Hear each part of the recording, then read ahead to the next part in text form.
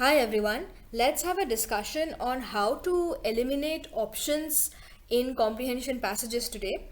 When it comes to your options for the passages, you'll notice that there are one or two options that can be easily eliminated through the tips that I'll share today. And once you do that, what happens is from four options, now you have two to choose from, which you can easily answer after reading the passage. Okay. तो जब आप comprehension passages करते हैं आप देखेंगे कि एक दो ऐसे ऑप्शंस होते हैं जो आप इजीली कैंसिल कर सकते हैं, राइट? तो उसके बाद आपके पास दो ऑप्शंस बच जाएंगे जो आप पैसेज को पढ़ के इजीली आंसर कर सकते हैं. So this is a really good method of reducing the number of options that you have to work with, right? Now, this does not in any way mean that you don't read the passage, okay? Every passage will have its own context and therefore the answer will depend on what the passage is saying, all right? And since the UPSC passages are quite detailed and the questions are inferential, you cannot expect to arrive at the right answer without even reading the passage once. Okay. अब ये मैं आपको elimination के बारे में बोल रही हूँ, इसका ये मतलब नहीं है कि आप पैसेज को बिल्कुल ही ना पढ़ें. ओके हर पैसेज अपने तरह का होता है और हर पैसेज अपना यूनिक होता है. ठीक है. इसके लिए आपको पैसेज को पढ़ना बहुत ज़रूरी है. इससे क्या होता है कि आपके ऑप्शंस कम हो जाते हैं. So the accuracy rate is now much higher. All right, so let's get into the process of eliminating options. First, there are two kinds of questions that you have for comprehension. There are direct questions and indirect questions. Direct questions are usually thematic. जो passage से ही आते हैं वो direct questions होते हैं. ये आपका theme related questions हो गया, crux, summary. These are the questions that are usually direct.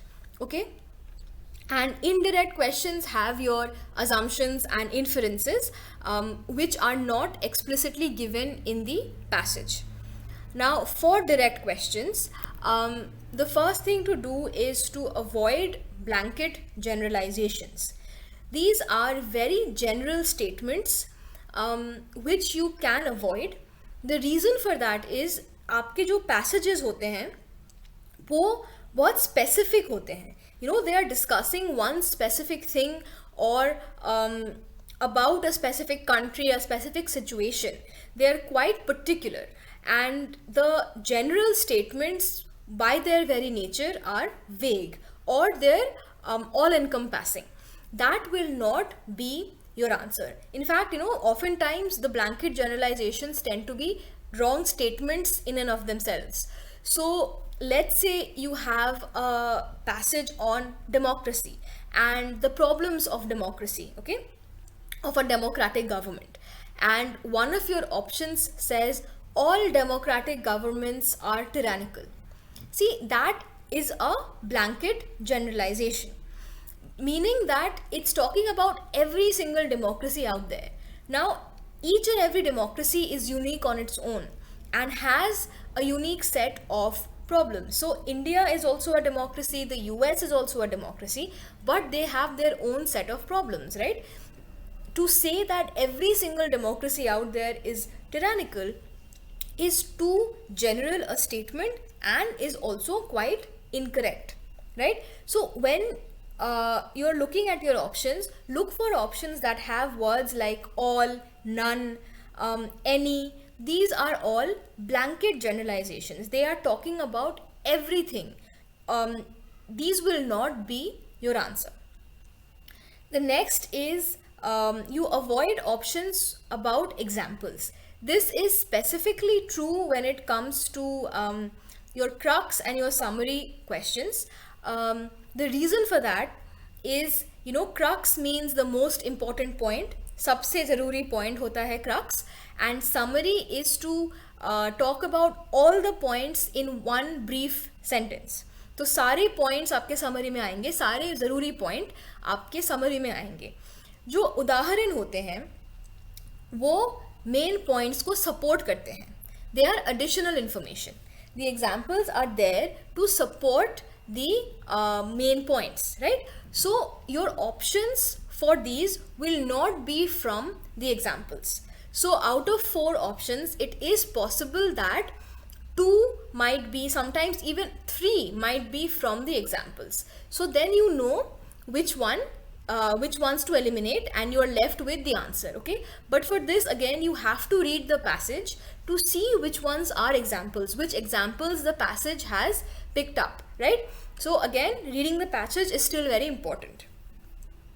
Next is avoiding extreme statements. Extreme statements, quite like the blanket generalizations, will talk about everything, or an extreme situation. For example, let's say you have a passage on climate change, and the option is climate change can never be solved. Climate change is such a difficult problem that it has no solution. That is quite an extreme statement. Here you look for words like, again, all encompassing words like never, every, any, sentences that are taking an extreme position. So what you have to do is you pay attention to the word choice. So there is a difference between saying all democracies are tyrannical and some democracies are tyrannical, right? So the second sentence, some democracies are tyrannical, is leaving room for other democracies to be good governments, right? So these are very tiny little differences that ultimately make a huge difference when it comes to the right answer. So words like some, most, these tend to be more accurate as opposed to sentences with words like all, every, because those are all encompassing and general and also sometimes quite extreme. Okay, these are your general rules. This can be applied to direct questions also, and sometimes to indirect questions also. But specifically when it comes to assumption, inference and implication questions, the first thing is that you avoid paraphrased sentences from the passage. Paraphrasing means that the same point is being said but using different words. Paraphrasing can be very helpful when answering a summary question, or maybe sometimes a crux question or a crucial message question, because they are asking about what's written in the passage. But when it comes to indirect questions, the very nature of indirect questions is that your answer is not given explicitly in the passage. So anything that is paraphrasing what is stated in the passage will not be your answer. Second is you avoid conclusions. Okay, this can be a little confusing, especially when it comes to assumptions. Your assumptions are not conclusions. Assumptions are what the author believes to be true before writing the passage. Conclusion comes after, at the end of the passage. Okay, so even when there is an inference question asked, if there is an option that is the conclusion of the passage directly given, that will not be your answer, because there is a difference between inference and conclusion, right? Conclusion is there in the passage, what the author has given. Inference is what you, the reader, will draw from the passage. So there is a difference between inference and conclusion. Avoid conclusions that are specifically directly stated from the passage. Okay, again I'm saying this, these are indirect questions and they will not be directly from the passage. You have to read between the lines. Passage में जो लिखा है वो directly नहीं आएगा, आपको passage को समझना है, पैसेज क्या इम्प्लाई कर रहा है, कहाँ पे हिंट कर रहा है, वो समझना है. तो ये डायरेक्टली नहीं आएंगे पैसेज से. And one general tip then which can be applied to any passage is to avoid options that are reversing a change that has already happened. This is very important because many of your passages are about progress, okay, and the problems that certain progresses have caused. So say technological advance as an example, or extreme globalization that we are facing now, all of these things have led to newer questions, which are, they can be moral or ethical in nature or practical in nature. And one of the options might say that let's go back to a time before such globalization, or let's go back to a time before this technological advance. Okay, that will not be your answer, because once you've made progress in certain regard and there are problems, the solution is never to go back. The solution then is to deal with the problems and come up with newer solutions. Okay, as new problems come up, you adjust accordingly and you come up with new solutions to deal with that. You never go back. So reversing a change, reversing something that has already happened will not be your answer. That can be very easily eliminated. So now let's look at the options that you should consider. The first, logical statements. Statements that make sense to you, statements that seem like a correct logical argument. But again, this can be very tricky because sometimes, or actually most of the time, the answers that are correct are what are related to the passage. So there might be a statement that is logically true, it might be otherwise a true statement, but it is not mentioned in the passage. Then that will not be your answer. But for the sake of this argument, your answer will also not be an illogical statement, right? So if you have an illogical statement, that can be eliminated. You can consider the logical statements and then read the passage and see which ones are making more sense to you. Then, nuanced statements. This is very important. Nuanced means something which has depth. The passages that are being discussed are themselves quite nuanced. They're discussing very complex situations, complex problems that society is dealing with right now. And usually they are talking about complicated situations that we do not have the answer to yet. Complicated problems do not have simple solutions. So the solutions also have to be nuanced, right? Look for those kind of statements that talk about the fact that yes, we're in a difficult situation, but this is something that can be done. Or these are the challenges we are facing right now, but this is something that we can do going ahead. Sentences like that, sentences that take into account the complexity of the situation, at the same time are providing you with a solution or something of that sort. Again, always related to the passage. And the last is statements that have references from the passage. So all your options, all your answers are going to be from the passage. Whether they are direct or indirect, they are related to the passage. So even when you're eliminating options or you're considering which option can be true or not, the ultimate source is your passage. Okay. So we can look at two examples here. We will not do the passages because we are trying to eliminate the options. So let's look at the options that are given here. Here option number C says religious freedom of citizens is not covered under fundamental rights. This is something we know to be untrue, right? Our religious freedom is protected in our fundamental rights. We have the right to practice, profess our religion, and this is Article 25 of our Constitution. So option number C we know is an incorrect statement. So even without reading the passage, we can say that's wrong. Then option number D says religious practices of any community are immune to state laws.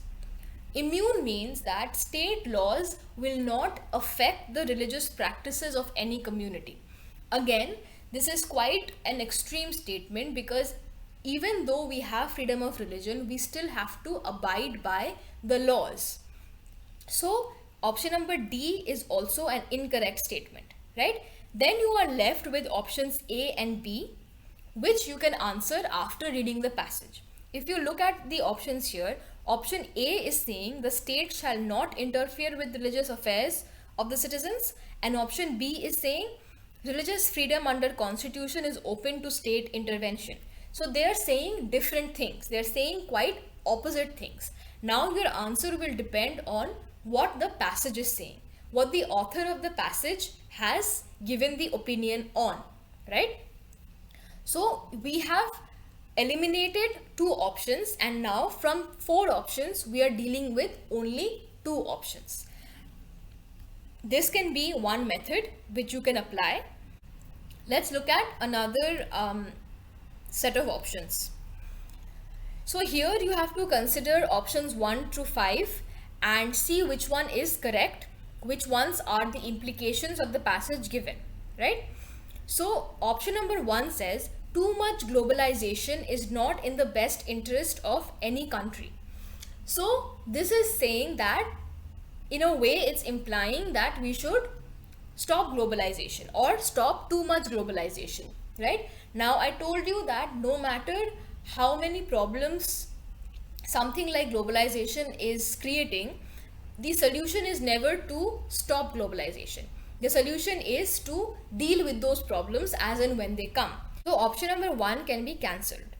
Now when you cancel option number 1, then you look at the codes below, right? Between A, B, C and D, all the options except for C have option number 1 in them.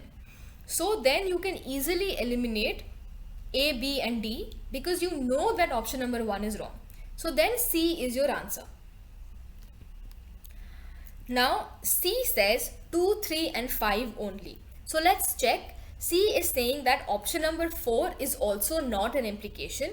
So let's check what option number 4 says. Option number 4 says public policy of every country should focus on developing its own supply chains. So again, it's going against globalization, because if every country has their own supply chain, they are not depending on any other country, right? It's supporting going against globalization. Again, this will not be an option. So now you have 2, 3 and 5, which you can read the passage and confirm if they are implications of the passage. Conclude by saying that this is a very helpful step that you can do, especially if you're in a time crunch, but not reading the passage is never an option. Even after you have reduced the number of options, you still have to read the passage and decide which one is the correct option according to the passage. Okay, that's it for today, guys. I'll see you in the next video.